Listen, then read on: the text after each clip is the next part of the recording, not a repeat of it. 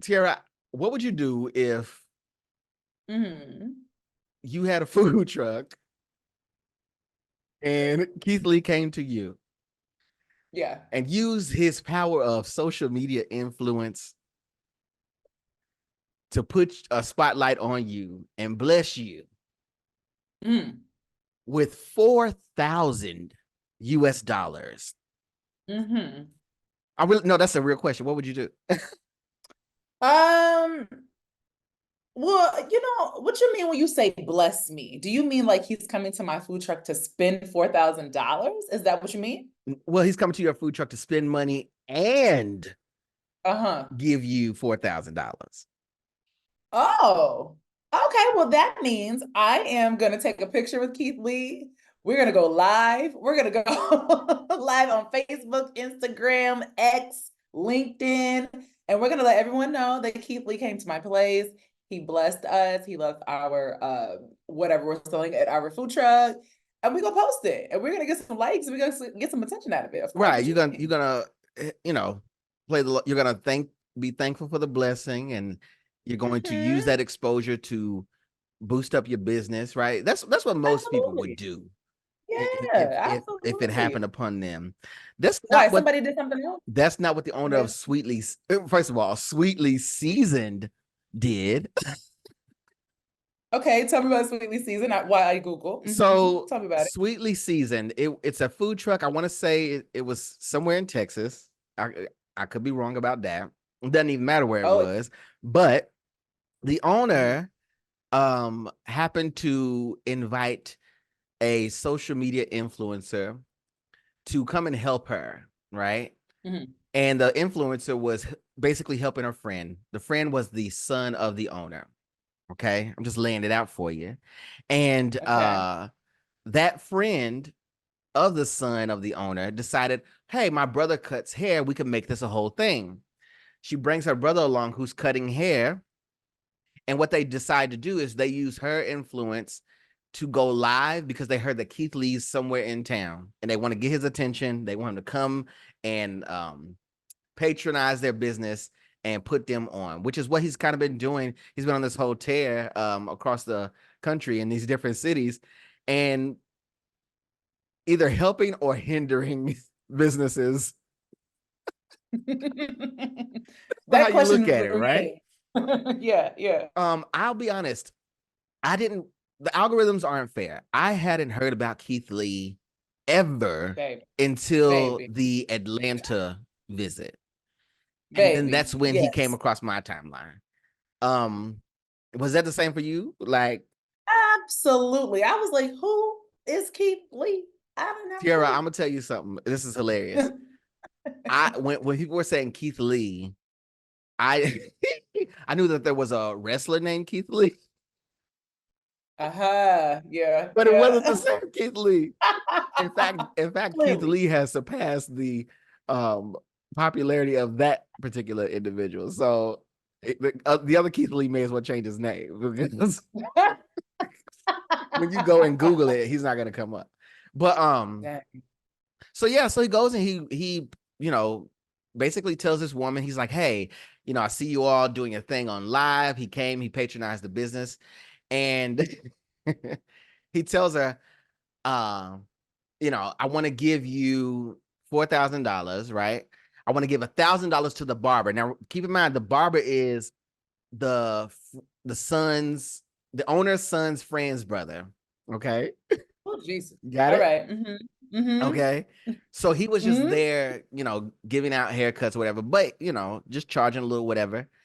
So Keith saw that, wanted to give out of that money, wanted to give the barber $1,000.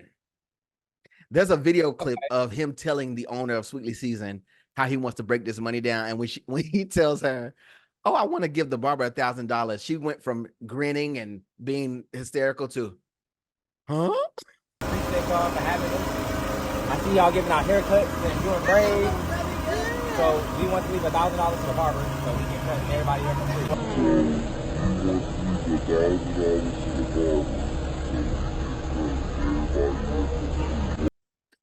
But wait. Why couldn't he just give the barber $1,000? Well, Honestly, it came down to the owner should have just been grateful and kept her word. He shouldn't have to individually give everyone that. It should have been divided like she said it would be. But she saw those numbers, which, let's be honest, if you're owning any sort of restaurant business, even if it's a food truck, that $4,000 ain't no money anyway. It ain't right at all when it comes to at all. running things and doing things. So he gave her that. He was also going to give money to the girl who went live, who got his attention. And then $1,000 to her and $1,000 to her brother, and then the $2,000 to the owner and her son. Right? The owner decides these two ain't a part of my business. They just here to help. The boy who's cutting her, he's not even with me. I don't owe him nothing. Not only does she do that, she doubles down on it, T. And so the internet was like, what? So the girl who was helping, like I said, she has a following on social media. She came out and she blasted it. She was like, woo, woo, woody, woody, woody, woody, woody, right? I love a woody woo. So even after she put the owner on blast, you would think that the owner has sense enough to be like, oh, you know what? Even if she was lying, she should have been like, oh, it's a misunderstanding. I apologize. She gets on live, probably on Facebook because she's that age group. And stop. And she doubles down. Stop. Now I could see when Keith Lee said, give that barber $1,000 for free haircuts. He should have said, anybody, come on, who want their haircut for free? Come on. Then he would have deserved it. Then that would have made him with me. Because now you're helping me. You're shining on me. Now, I would love to do the right thing. And I feel like I did do the right thing. Now, for her, and then I told her, on top of that, I didn't even have the money. He paid with a credit card. The money just hit the bank account today. I'm going to give my son what he deserves. And I would give her some because she did market me that morning, but that's all she did. How dare you come and make it seem like this was something that it wasn't? You were supposed to be out there to support Sweetly Seasoned. I'm getting emotional because y'all have no idea how much work and effort I put into my business. And I don't know if this is going to make me or break me. She doubles down again.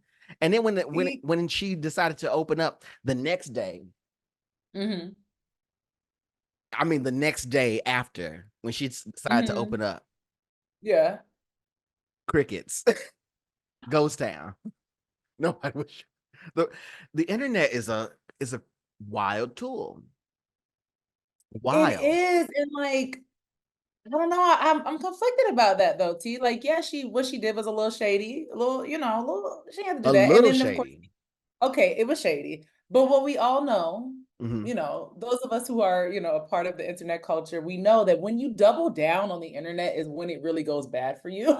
Yeah. You can say something bad, but then when you come back, it's when it's just like, you throwing gasoline on a fire. Yeah. But like, I'm a little conflicted because we don't know. I don't know this woman's history. I don't know the history of the restaurant or anything like that. But like, if she's been putting effort into this business for years, maybe it's been a dream of hers. Maybe there's something her family's put blood, sweat, and tears into. And then just one split moment of an internet debacle can like cancel your whole business. Yeah. I don't know, T. I don't know. I mean, in that regard, you do feel bad. There was a celebrity chef, a Black guy, who was speaking on the matter and saying, yes,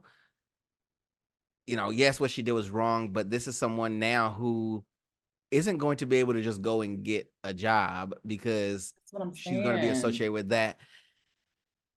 To that, I say there was a comment that I saw where somebody told her, and she probably should take them up on their offer. They were like, yeah, so how much you selling that food truck for? You know what? See, I just feel away. Like, imagine that was your auntie though, or your mama. But it's literally blocking your blessing, right? She would have made way more profit from a positive review from this guy who is using his influence to help, these small businesses, she would have made so much more money over time. Had a line, I was gonna say out the door, but it's a food truck, but had a line out the parking down the lot. block. Yeah. And she completely blocked that by being greedy. But also, I mean, yes, also. I know somebody that could use that food truck. Listen, I know somebody who can use Honestly, that $4,000. Okay. Okay. Listen, Keith, if you ever want to waste money, I got some bills. Where my bills at? I got some bills I could give to you. Listen. But honestly, it's like a double-edged sword with this Keith Lee thing. He almost comes off as a one-man band who gives these honest reviews, right? Mm-hmm. But it can be to the influencer. Is that influencer? Ooh, the influencer culture is so cutthroat. Because when you're on their bad side, people remember that. When you're doing generally good stuff, oh, fine. But when you get on the internet's bad side and it catches a trend, and there's plenty of videos, and keep in mind, Keith Lee has crossover appeal. Mm-hmm. He's not just reaching the Black community; he's reaching everyone. Mm-hmm. Especially now. Yeah, especially now.